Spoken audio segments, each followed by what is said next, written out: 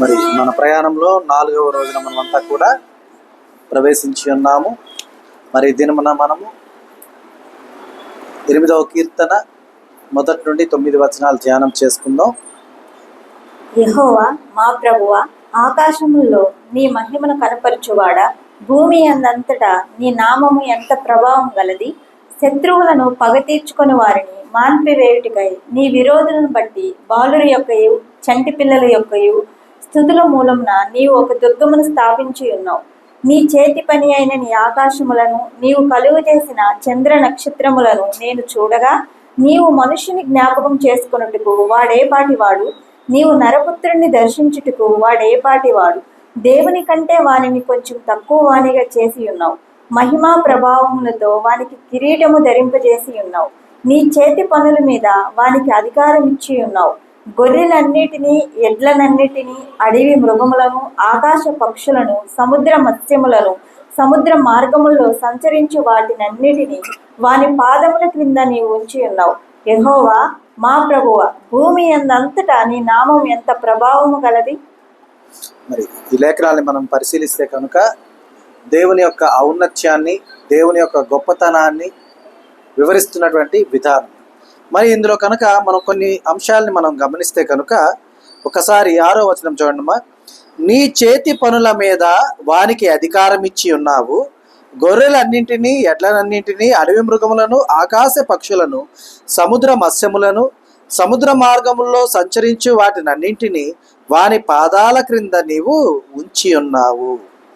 యెహోవా మా ప్రభువా, భూమి అందంతటా నీ నామము ఎంత ప్రభావము గలది. ఒక చిన్న విషయాన్ని మనం ఇక్కడ గమనిస్తే కనుక దేవుడు నరుని నిర్మించుకొని సమస్తము కూడా నరునికి అప్పచెప్పేశాడు. అవునా? అంటే ఇప్పుడు ఊరక కొన్ని విషయాలు మనం ఆలోచిద్దాం. పక్షి జాతులు కానివ్వండి, జంతువుల జాతులు కానివ్వండి, క్షీరదాలు కానివ్వండి, లేదంటే కీటకాలు కానివ్వండి, ఏమైనా సరే వాటికి నరుణ్ణి పక్కన పెడితే వాటికి వేటి వలనైనా హాని, ప్రాణహాని తలపెట్టినప్పుడు ఒకవేళ అవి దేవుని ప్రార్థిస్తే ఆ యొక్క ప్రాణహాని నుంచి దేవుడు వాటిని తప్పిస్తాడు కదా, తప్పిస్తాడా లేదా? కానీ నరుడు దాన్ని తినాలి అనుకున్నప్పుడు దానికి ప్రాణహానే కదా, దేవుడు తప్పిస్తున్నాడా? ఎందుకని చూడండి, నరునికి దేవుడు ఒక ప్రత్యేకమైన విధానాన్ని ఏర్పాటు చేశాడు. సమస్త జీవరాశులన్నిటికీ ఒక విధానాన్ని దేవుడు ఏర్పాటు చేసి ఉన్నాడు. వాటి యొక్క ఆర్తనాదము నరుని వల్ల కానిదైతే కనుక దేవుడు వాటిని రక్షించుటకు సిద్ధముగా ఉన్నాడు. కానీ ఎందుకంటే ఆకాశ పక్షుల్ని పూజింపజేస్తున్నాడు. అవునా? వాటికి ఆహారాన్ని అందిస్తున్నాడా లేదా? అవి విత్తుతాయా? పంట వేస్తాయా? వెయ్యో. సో కానీ అవన్నీ కూడా నరుని విషయానికి వస్తే నరుని తరువాతే ఇంకా ఏమైనా. ఫోన్ అంతా కట్ అయిపోయిందమ్మా.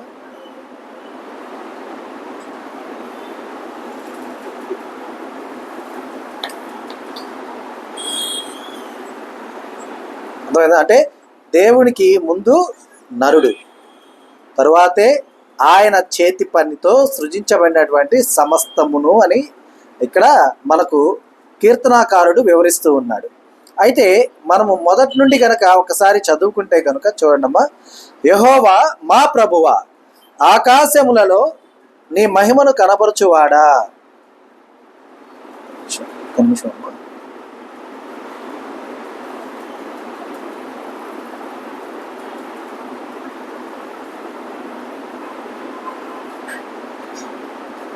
ఫోన్ కట్ అయిపోతుంది.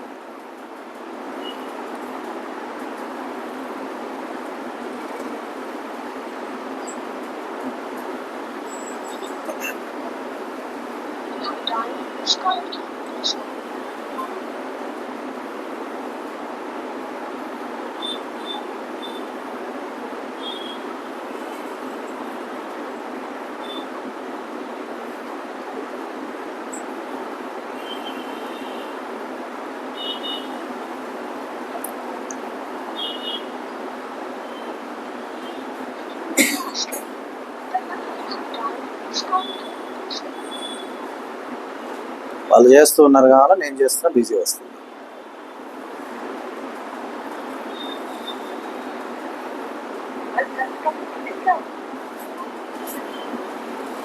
సరే సరే చూడమ్మా.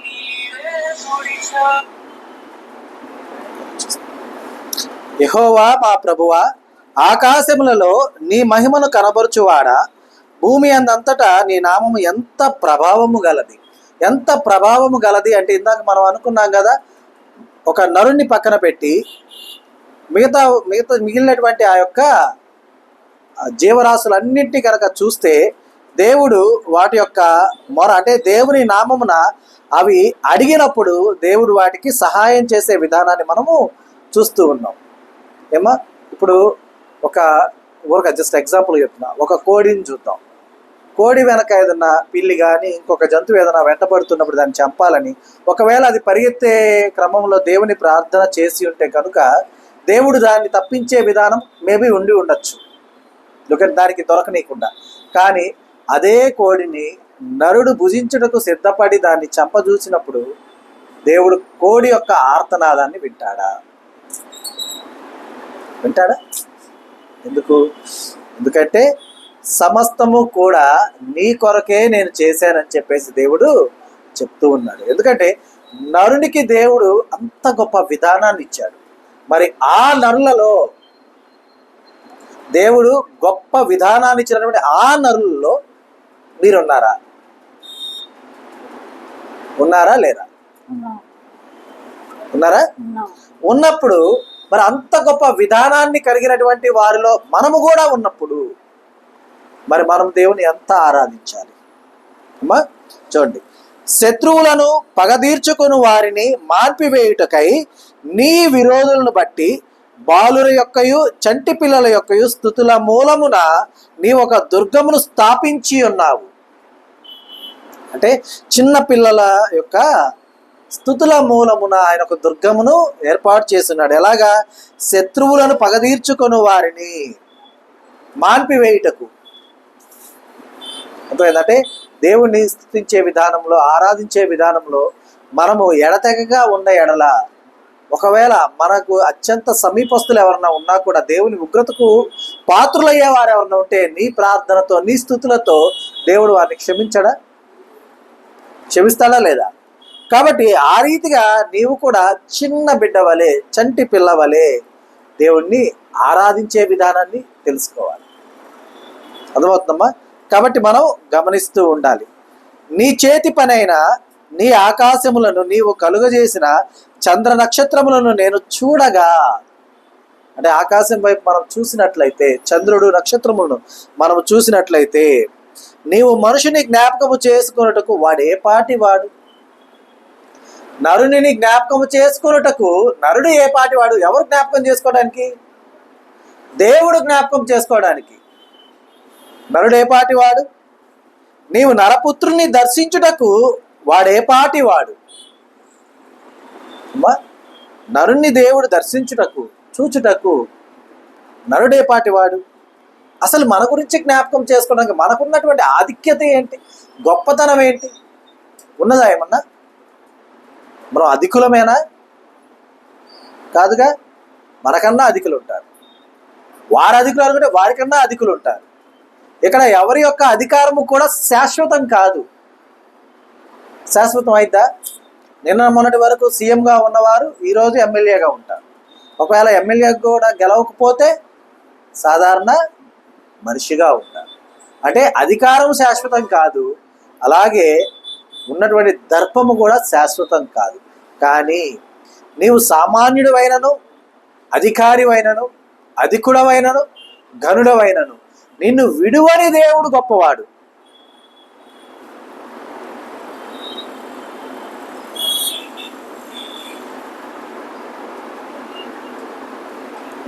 ఆగించడం అన్లాక్ చేసి, నేను విడువని దేవుడు గొప్పవాడు. కాబట్టి మనము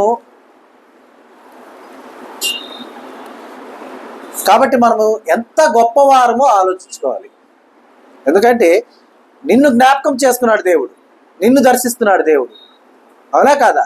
నిన్ను జ్ఞాపకం చేసుకుంటేనే ఏర్పాటు చేయబడ్డ వారిలో ఉన్నారా, లేకపోతే పిలువబడ్డ వారిలో ఉన్నారా? ఏమా? ఏర్పరచుకున్న వారిలోనే ఉన్నాగా. అంటే జ్ఞాపకం చేసుకుంటూనే ఉన్నాంగా మనం అక్కడ, అవునా? మరి మనము ఇరువురుమో ముగ్గురుమో కూర్చొని ఆయన నామమున ఆరాధన చేసుకుంటూ ఉన్నప్పుడు ఆయన మీ మధ్య ఉంటాను అని చెప్పిన దేవుడు నిన్ను దర్శిస్తున్నాడా లేదా? నిన్ను చూస్తున్నాడా లేదా? మరి నిన్ను చూస్తున్నప్పుడు నీవెలా ఉండాలి? ఎందుకంటే ఇక్కడ కీర్తనాకారుడు చెప్తూ ఉన్నాడు ఏమని, నీవు మనుషుని జ్ఞాపకము చేసుకున్నట్టుకు వాడే పాటి వాడు, నీవు నరపుత్రుని దర్శించుటకు వాడే పాటి వాడు. వాడు ఘనుడు కాదు, వాడు అధికుడు కాదు, అర్థమైందా? అయినా కూడా నీవు జ్ఞాపకం చేసుకుంటున్నావు, అయినా కూడా నీవు వాడిని దర్శిస్తూ ఉన్నావు. ఎందుకంటే దేవుని కంటే వానిని కొంచెము తక్కువగా చేసి ఉన్నావు, మహిమ ప్రభావములతో వానికి కిరీటము ధరింపజేసి ఉన్నావు. అర్థమైందా? మహిమ ప్రభావములతో నన్నుకి దేవుడు ఏం చేశాడమ్మా? కిరీటాన్ని ధరింపజేసి ఉన్నాడు. కాబట్టి మనం గమనించాలి, దేవుడు మన యొక్క విషయంలో చేస్తున్నటువంటి సమస్తమును కూడా మనం గుర్తించేవారుగా ఉండాలి. అర్థమవుతుందా? కనుక ఎందుకంటే ఆయన యొక్క ప్రభావము, ఆయన యొక్క మహిమ చిన్న విషయం కాదు. నీ కోసం, కేవలం నీ కోసం మాత్రమే. ఇది గమనించండి. నరుడు ఏ పాటి వాడు అన్న దగ్గర నీవు నేను అనేటటువంటి ఆ యొక్క పదాన్ని జోడించుకున్నట్లయితే నేనే పాటి వాడు అమ్మా, నేనే పాటి వాడను నీవు నన్ను దర్శించుటకు, నేనే పాటి వాడను నీవు నన్ను జ్ఞాపకం చేసుకున్నటకు. మరి నన్ను జ్ఞాపకం చేసుకున్నావు, నన్ను దర్శించావు, నా అవసరతలు తీర్చావు, కిరీటము ధరింపజేసావు, నీ బిడ్డగా ఎంచావు, ఏర్పాటు చేసుకున్నావు. మరి నేనెలా ఉండాలి? తగినట్టుగానే ఉండాలా లేదా అమ్మా? తగిన విధంగా మనం ఉండాలా వద్దా? ఉండాలి కదా. కాబట్టి మనం గమనించాలి. చూడండి, నీ చేతి పనుల మీద వారికి అధికారం ఇచ్చి ఉన్నావు. దేవుని యొక్క చేతి పనుల మీద, ఆయన యొక్క హస్తకృత్యముల మీద మనకు అధికారం ఇచ్చి ఉన్నాడు దేవుడు. గొర్రెలన్నింటినీ, ఎడ్లనన్నింటినీ, అడవి మృగములను, ఆకాశ పక్షులను, సముద్ర మత్స్యములను, సముద్ర మార్గములలో సంచరించు వాటిని అన్నిటినీ వాని పాదాల క్రింద నీవు ఉంచి ఉన్నావు. అంటే ఎవరి పాదాల క్రింద? మన పాదాల క్రింద. అవునా? సముద్రపు జీవరాశులు మనం తింటున్నాం లేదా? తింటున్నావా? తినట్లేదా? తింటున్నాగా. భూమి మీద ఉన్న వాటిని తింటున్నాగా. అంటే కొన్నిటిని మనం తినకపోయినా తినే మనుషులు ఉన్నారు కదా. నరుడు అనేవాడు సమస్తమును భుజిస్తున్నాడా లేదా? ఏమా? కొన్ని మనకు ఇబ్బందికరంగా కొన్ని ఉంటాయి, కానీ వాటిని భుజించేవారు ఉంటారు. అని ఇక్కడ అర్థం ఏంటంటే, ఈ భూమి మీద ఉన్నటువంటి సమస్తము కూడా నరునికి భోజ్యం అవుతున్నవా? అవ్వట్లేదా? అవుతున్నాయిగా. మరి ఇంకొక దాని ఆకలి తీర్చే విషయంలో అది ప్రాధేయపడితే దేవుడు మేబీ తప్పించే అవకాశం ఉన్నా, నరుని ఆకలి తీర్చే విషయంలో దేవుడు వాటితో రాజీ పడుతున్నాడా? వాటికి ఓకే నేను రక్షిస్తానని వాటితో చెప్తున్నాడా? ఎందుకొరకు? నిన్ను అంత ఘనపరుచుకుంటున్నాడు దేవుడు. ఆయన మహిమతో, ఆయన ప్రభావంతో నీకు కిరీటాన్ని ధరింపచేసి ఉన్నాడు దేవుడు. అర్థమైందా? సర్వలోకములో ఉన్నటువంటి సర్వజనాంగానికి నీవు ఆఫ్టర్ ఆల్ అయి ఉండొచ్చు, కానీ ఆయన దృష్టిలో కూడా నీ తరువాతే అంటే వారందరూ ఆఫ్టర్ ఆల్ అవుతారు. అర్థమవుతుందా? కాబట్టి గమనించాలి, మనల్ని ఎంచుకున్న దేవుడు నమ్మదగిన వాడై ఉన్నాడు.